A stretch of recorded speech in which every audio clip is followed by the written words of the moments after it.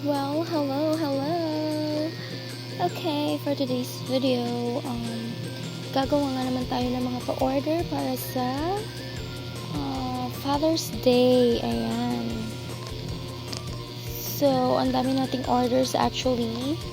Meron din tayong bouquet. So, it's kinda unique because ang bouquet na pinapagawa nila is a liquor bouquet. Ayan. So, apart from that, ito nga at meron tayong, I think, 20 or 24 pieces ng yama cake, yung mga maliliit, mga minis.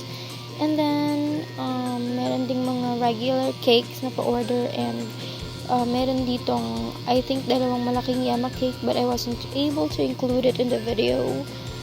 And, ayan, mga regular cakes galing, orders galing sa mga suki na natin.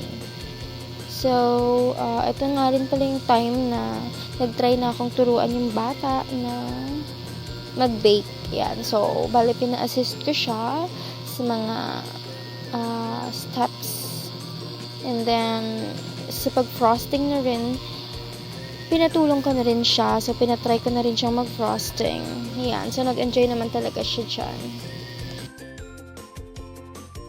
Medyo matagal na rin nagbo-wish tong batang to na turuan daw siya kung paano mag-bake. Ayan. So, today, dahil marami tayong pa-order, so perfect time siya para i-start na yung training ng bata. Training! Ayan. So, ayan. Sa mga simpleng steps lang muna, pinatulong ko siya. Like, sa pag-measure ng ingredients, sa pag-mix, but hindi naman yung hindi yung pag-mix talaga ng batter kasi kailangan malakas ka dun sa pag-mix ng batter kasi medyo medyo tawag niyan, viscous, super viscous, so hindi kaya ng bata yon. So yan, ako lang din naman ang nag-mix ng batter pero sa pag-measure, sa pag-pour ng mga liquid ingredients, yan, pinatulong ko yan siya. Ito nga, at pinasok na natin sa oven yung first batch ng ating i-bake na orders. Ayan. And by the way, hindi naman ito yung first time ni Zari na mag-assist sa baking kasi dati pinatry ko na rin siyang mag-assist pero hindi naman namin actually binake talaga yung ginawa naming batter. Bale, pancake lang yung ginawa namin. So basically, we just cooked it in a pan. Pero kasi the same lang din naman yung yung ingredients, the same yung process. The only difference is that sa pan lang talaga siya niluto instead of baking it in the oven. Yan. So, I think third time na rin niya tong mag-assist.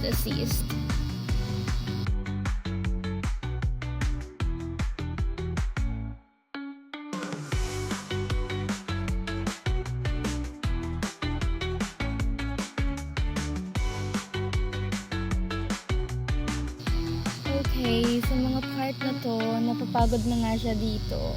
Ayan, nagko-complain na siya dyan sa video. Nag-aalay ako nulin.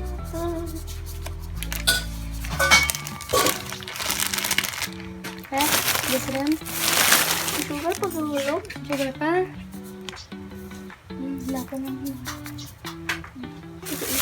Hindi. Taran? Tuwan ha? Taran ko siya.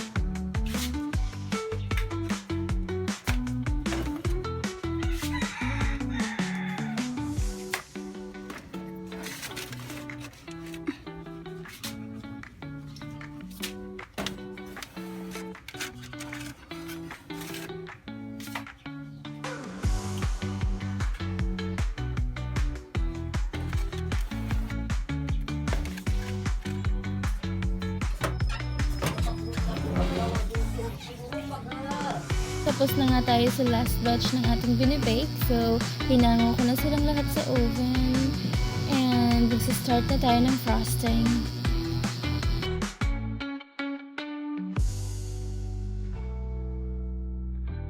Tinglalagyan ng frosting is this one. So, bali, scatter ito siya, scatter themed, and ibibigay ito sa father ng customer. And, pipick upin din mamaya dito sa bahay. Yan. So, simple lang siya. Color yellow daw yung cake, and simple lang din yung mga piping niya.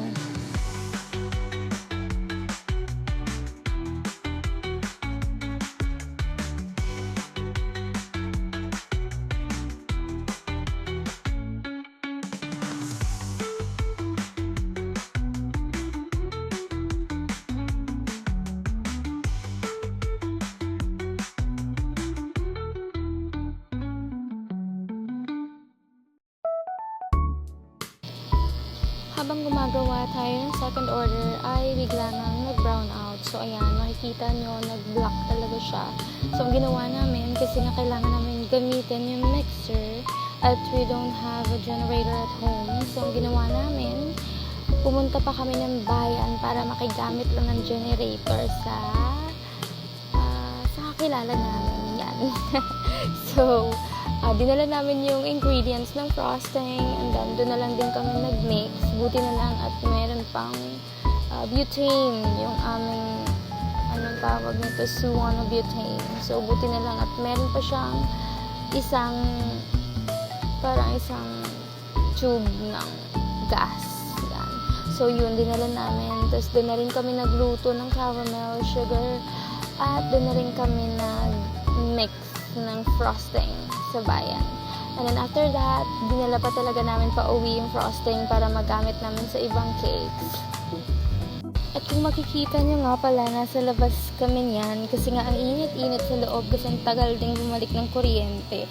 Nakalimutan ko kung isang araw ba to. Parang isang araw ata itong walang kuryente at hindi talaga namin na tignan yung advisory. So, hindi kami nakapag-prepare. May laps din naman kami dyan sa part na yan. So, ayan, nagtiis kami. Ang init-init niyan, kaya nilagay na lang din namin sa labas yung mga cakes at doon na lang din kami nag-frosting sa labas ng bahay. At saka yung ibang cakes, hindi ko na rin na-videohan kasi nga lowbat na ang parehong phone. So, wala, hindi na rin ako nakapag-video. Sinave ko na lang din talaga yung isang phone. Sinave ko na lang yung power para sa picture ng cakes. Buti na lang din talaga at yung last na ginawa ko is mga yama cakes na lang. So, hindi na kailangan ng mixer. Nagluto na lang din kami ng yama dyan sa part na yan. At syempre, wag din natin kakalimutan yung behind the scene kasi ito yung exciting part ng pag-bake. Yung mga hugasan.